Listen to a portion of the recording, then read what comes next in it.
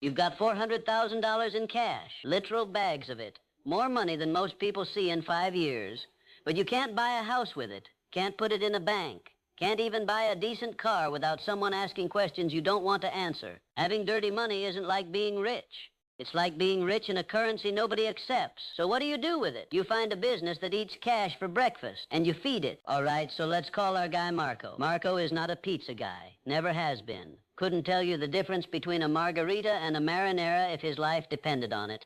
But Marco had a problem. He had way too much cash and zero legitimate way to explain where it came from. So someone in his circle told him about the move, the classic move, the one that's been working for decades. And Marco, being Marco, went and bought himself a pizza shop. Now here's what most people get wrong about this. They think the pizza shop is just a cover, like Marco sitting in the back pretending to make dough while secretly being a criminal mastermind. But that's not how it works. The shop is real. The pizza is real. The employees are real. Marco is actually open for business, actually selling slices, actually running a legitimate operation, because that's the whole point. The legitimacy is the weapon. So on a real week, Marco's shop does maybe $3,000 in actual sales. Decent foot traffic, regular customers, nothing crazy. But when Marco sits down to do his books, he writes down $8,000. He logs $5,000 worth of sales that never happened. Fake transactions, fake customer orders, just numbers he typed into a spreadsheet while eating the very pizza he's supposedly selling.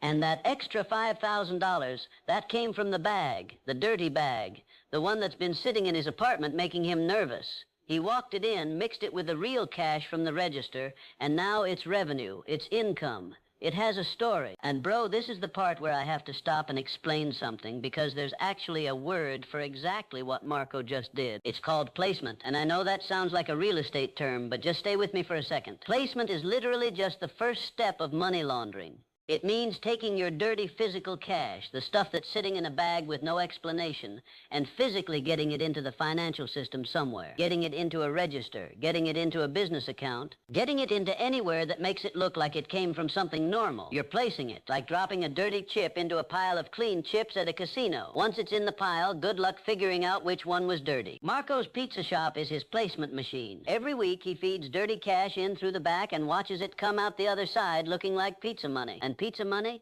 Nobody questions pizza money. Here's the part that's genuinely kind of brilliant in the most frustrating way. Marco pays taxes on all of it. The fake sales, the real sales, every dollar he logged. He walks up to the IRS and goes, "Yes, hello, I made $8,000 this week selling pizza. Here is your cut." And the IRS goes, "Thank you, Marco, you're a good American," and that's it. Because now there's an official government record that says this money exists, and it came from pizza. The IRS stamped it. It's clean. Now, Marco can pay himself a salary. He can put money in a real bank account. He can buy a car, pay rent, take a vacation, do literally anything a normal person does with normal money. And if anyone ever asks him where his money comes from, he just goes, "Pizza shop, man. Been grinding. You should come in sometime. The slices are great." And get this, he's also inflating his expenses at the same time. Fake invoices from suppliers. Paying his cousin $300 a week to do maintenance when the cousin is at home watching TV. Ordering way more ingredients than he needs from a supplier he might even control himself. Every fake expense makes the profits look smaller, which means less tax, which means he's actually making money on the laundering itself. The whole thing becomes a machine that prints legitimacy. Okay, so here's where Marco completely blows it. And honestly, this is always how it goes. Always. The crime isn't what gets people caught. The greed is what gets people caught. Marco's been running this thing for about 2 years, and it's working perfectly. Too perfectly. So he starts pushing the numbers. 3 grand in real sales becomes 10 grand on paper. Then 15. Then he's reporting $20,000 a week in pizza sales. $20,000 from one pizza shop in a strip mall next to a dry cleaner and a place that sells phone cases, and the IRS just pauses.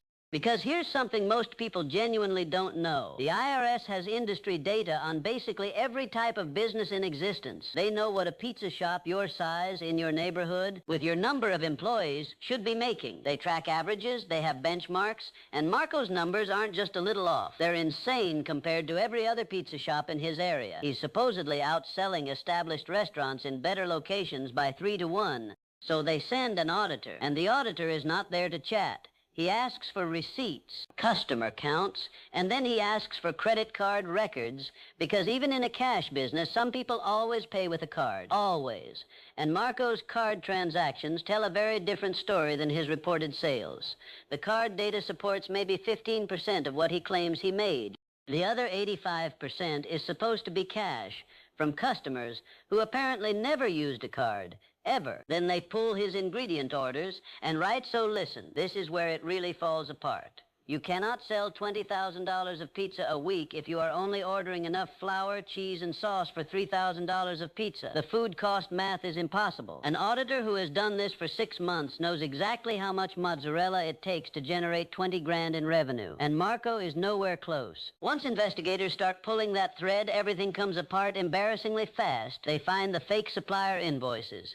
They find the cousin who was being paid for maintenance work and can't name a single thing he ever fixed. They find all these cash deposits that were carefully kept just under $10,000 each, which, by the way, is its own separate crime called structuring. Because banks are legally required to report any deposit over 10 grand to the government, and intentionally staying under that number to avoid the report is a federal offense all by itself. Marco thought he was being smart. He was actually leaving a perfect trail. And then someone talks. It is almost always this: a supplier he underpaid, an employee he stiffed, somebody who knew enough and got offered enough to flip. They always flip. Marco gets indicted on money laundering, tax fraud, and structuring charges simultaneously. The pizza shop gets seized. The bags of cash get seized. Everything he bought with the clean money gets traced back and seized. He ends up with less than he started with and a federal case on top of it. So here's the thing I keep coming back to with all of this. The pizza shop trick isn't some genius criminal mastermind move. It's actually pretty simple, almost boring. A cash business, fake sales, pay your taxes, live your life. The concept takes about 5 minutes to understand, and that's exactly why it keeps happening over and over and over again.